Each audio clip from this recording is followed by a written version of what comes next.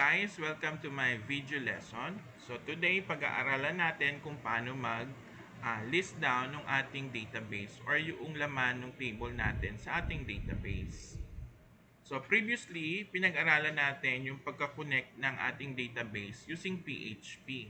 So I hope you learned and this is just a continuation of our lesson.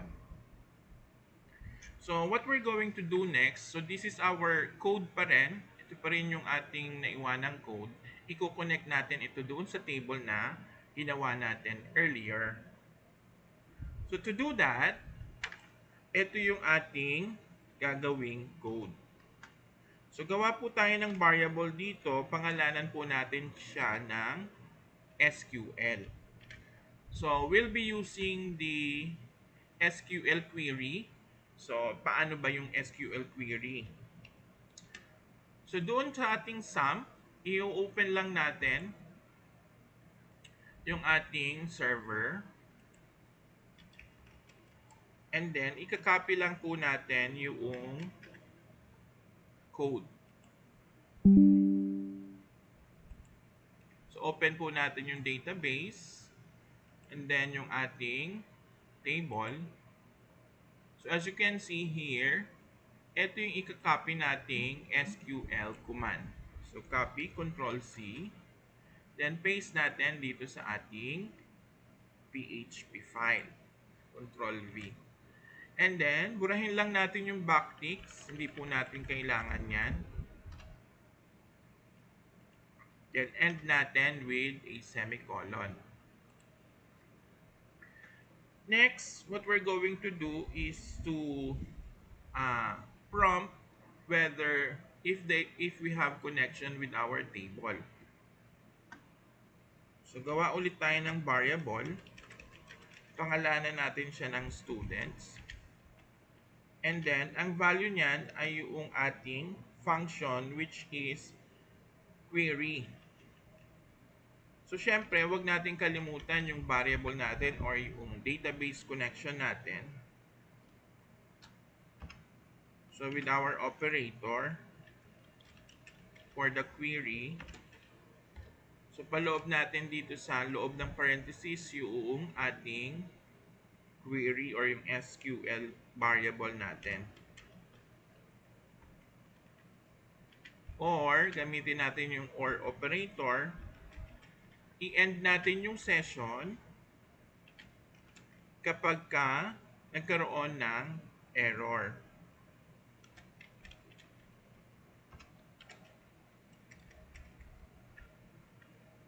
Ayan.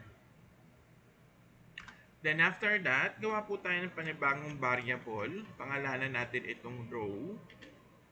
And then ang value nito ay yung ating variable na students.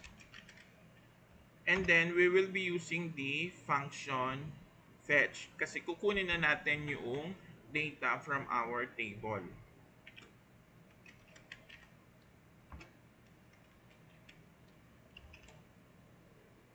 Ayan. So save natin.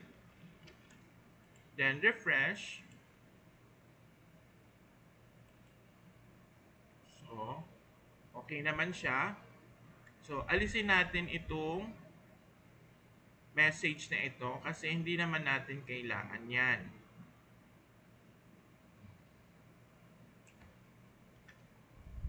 Save natin. Refresh. Yon.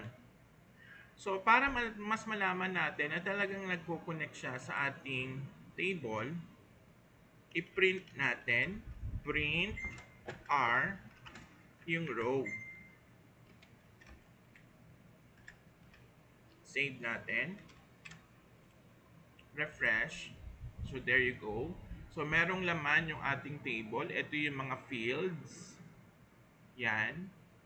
So, nalaman na natin na meron tayong connection. Gagamitin natin yung looping statement para paulit-ulit niyang kunin or i-fetch yung data from our database. Kasi kung i-echo lang natin, for example, I will echo dollar row, and then fname. Yan. Save natin. So, isa lang yung magdi-display. Yung fname lang o yung first name. Now, what we wanted is to display all the data in our table. So, gagamit tayo ng looping statement. So, to do that, we will be using the do while. So, we have do, open and close curly brace. Then, sa loob ng curly brace, ilagay natin itong echo. Control X, Control V. And then, while sa loob ng parentheses, i-copy natin ito. Control C, Control V. Then, semicolon. So, try natin. Save.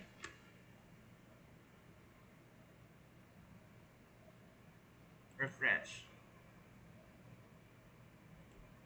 So, as you can see, dinisplay niya na po lahat ng first name. What we wanted is to display the ID, the first name, and the last name. Now, nasa sa inyo po yan kung gusto nyo pong lahat ng columns or yung field i-display. But for this example, ang kukunin ko lang po ay yung ID, first name, and last name. So, here, we're going to concat or i-connect natin yung dalawang field. So, using the dot notation.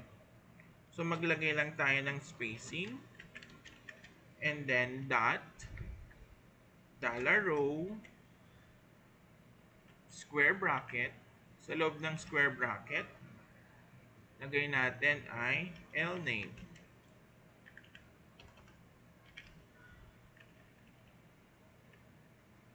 Okay, nakalimutan ko yung ID. So, dollar row, square bracket, ID, then dot, quotation, then dot. Yan. So, save natin. And then refresh. So, there you go.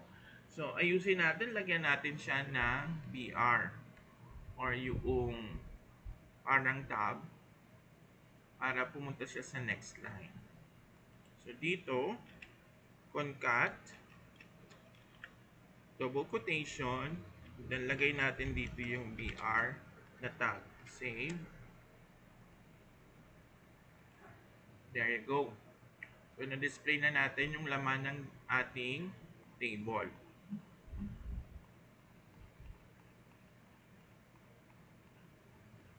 Ayan. Okay, so I hope you learned something from our lesson and we'll see you again to my next video tutorial. Bye-bye!